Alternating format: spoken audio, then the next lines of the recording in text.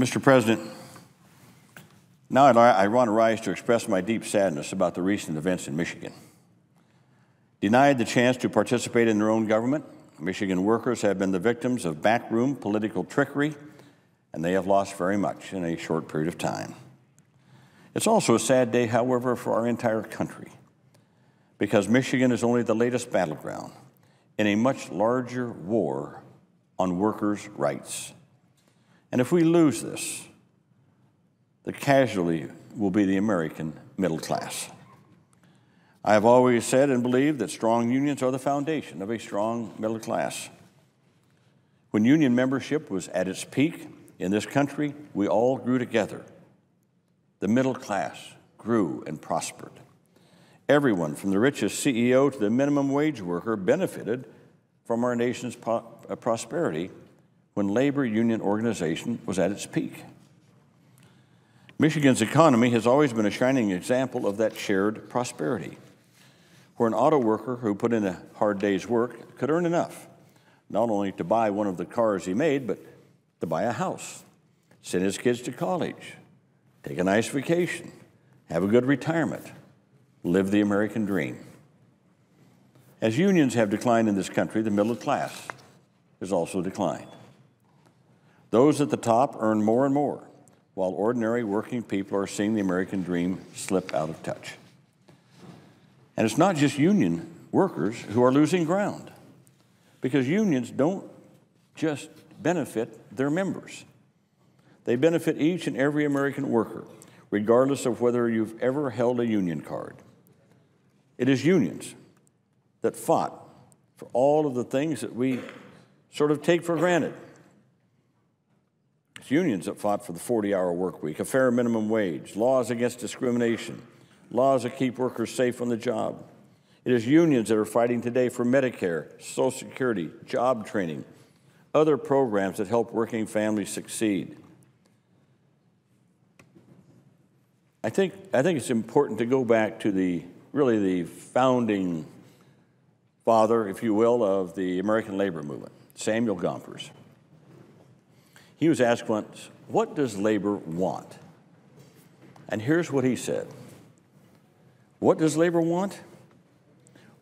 We want more schoolhouses and less jails, more books and less arsenals, more learning and less vice, more leisure and less greed, more justice and less revenge.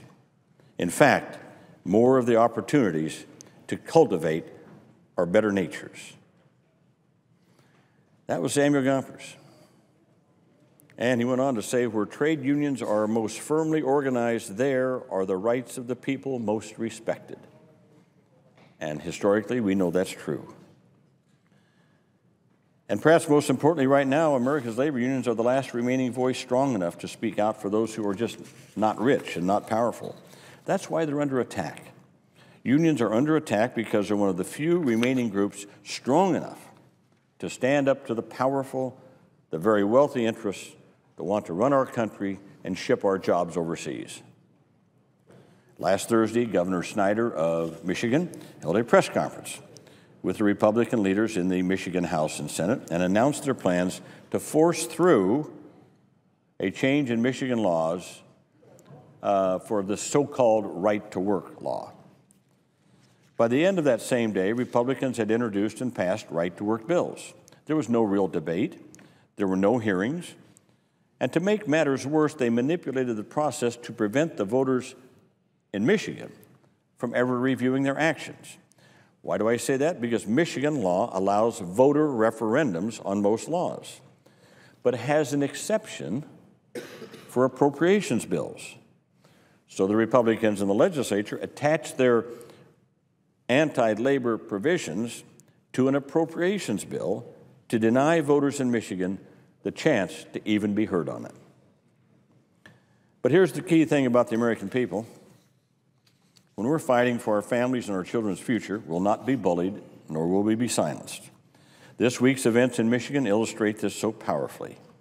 Ordinary working people with bills to pay and kids to feed and worries on their minds are taking time out of their busy lives to stand together, shoulder to shoulder, and say enough is enough. Mr. President, this is not, again, just about organized labor. There are huge stakes for the middle class in the ongoing Republican assault on the right of American workers to organize and bargain collectively. There is a very direct connection between this war on unions and the harsh reality that American workers' incomes have stagnated and even declined in recent decades, even as corporate profits have skyrocketed. In an important column early this week, the Nobel Prize-winning economist Paul Krugman points out that even as the economy has struggled, corporate profits are at an all-time high. Moreover, as Professor Krugman points out, quote, profits have surged as a share of national income while wages and labor compensation are down. The pie isn't growing the way it should, but capital is doing fine by grabbing an ever larger slice at labor's expense. As this chart shows, corporate profits have been rising rapidly for a decade in dollar terms, but wages have been stagnant, barely keeping up with inflation over time. In dollar terms, total wages have been increasing slightly, but that's just because of inflation. Meanwhile, a growing number of workers are dividing up their share of the pie, but as corporate profits have been skyrocketing, almost tripling for over a decade. And so therefore, the worker share gets smaller and smaller. And this is what this second chart shows. It's kind of a little confusing chart, but I'll explain it. If you look at longer terms and periods in terms of the gross domestic product, what we see is that from the 1950s through 2000, wages and corporate profits move back and forth relative to each other. But since the 1980s, we see a picture of corporate profits increasing and really exploding over the last decade. At the same time, wages and salaries have been on a steady downward slope as the economy has grown. And as I said, this pattern has accelerated dramatically over the past decade. So let's take a look and try to make some sense out of this chart. So here is the wages as a percent of the gross domestic product. Well, if we look back here in the 50s and 60s and 70s up to about 1980, we'll see that both, that labor share was right around 50%, give or take a little bit, right around 50%. And corporate profits basically kept in line with it. Beginning in 1980 then, wages, the red line, started going down. And corporate profits started their huge climb. But for the recession, where they took a dip, you can see the huge increase now in corporate profits as a percent of GDP, which is now well over 60%, and wages have fallen down to below 44% of that. As a percent, you can see that that corporate profits have skyrocketed, but wages, and this is what's happening, more and more of the pie is going to corporate profits, less and less is going to wages. That's the squeeze that's on. And what's happened, if you look at unions and trade unions during the same period of time, what you see is beginning right in here, right about late 70s, early 80s, right in here, the huge attack on organized labor, the eroding of labor's rights in many ways, and so wages started going down. And these are not just wages of union people. These are wages of all working people, all working people.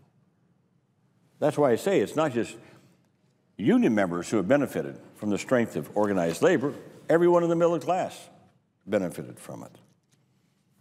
So throughout most of the 20th century, labor unions led the push for higher wages, for pensions, health care benefits, and safer working conditions.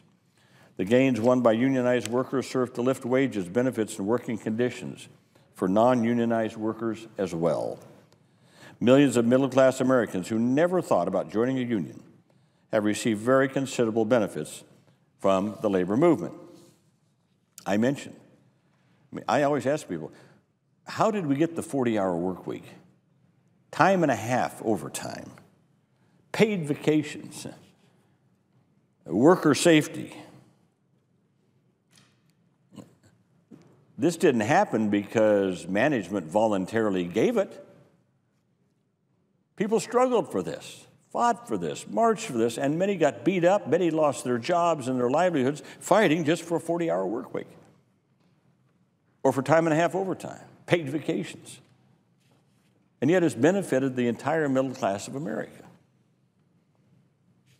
So that's why I say when Republicans are doing an assault openly on organized labor, they're assaulting the middle class in America. They're dragging down the middle class in America. As the war on unions has succeeded in dramatically shrinking the share that is unionized, this has reduced the ability of most workers across the entire economy to negotiate increases in wages and salaries. The result is the growing imbalance that Professor Krugman talks about, skyrocketing corporate profits at a time when personal income is stagnant or declining. The fruits of the expanding economy have accrued overwhelmingly to corporations, their executives, executive pay, shareholders, leaving workers behind. Despite skyrocketing profits, and despite the fact that corporations and shareholders have taken the lion's share of income from the growing GDP, corporations are still demanding lower rates of taxation and huge additional advantages regarding corporate taxes. So, corporations get more and more of GDP. At the same time, they say, we don't want to pay more taxes. I want to pay fewer taxes. Corporations paid an average effective rate of just 7.9% in 2011. 7.9%. Now, wasn't it Mr. Romney, the Republican nominee, who said corporations are people too? Well, I bet you a lot of people in this country would like to pay 7.9% of their income in taxes.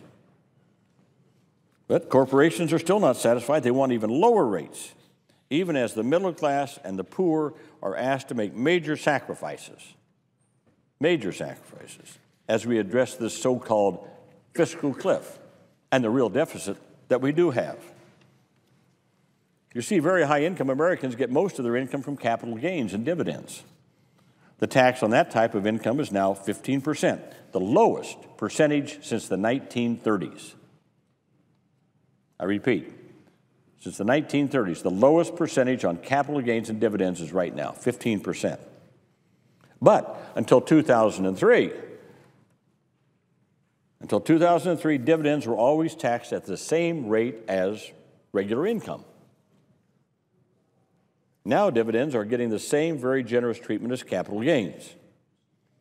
Regular income rates were increased to 39.6%.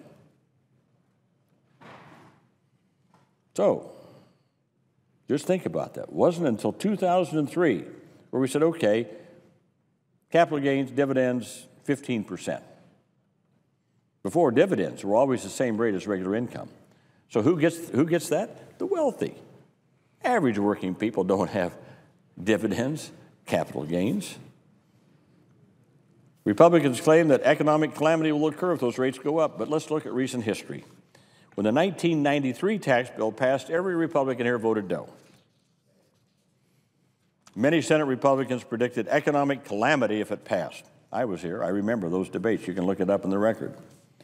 However, in the 5 years after the passage of the Clinton tax bill, 14 million jobs were created.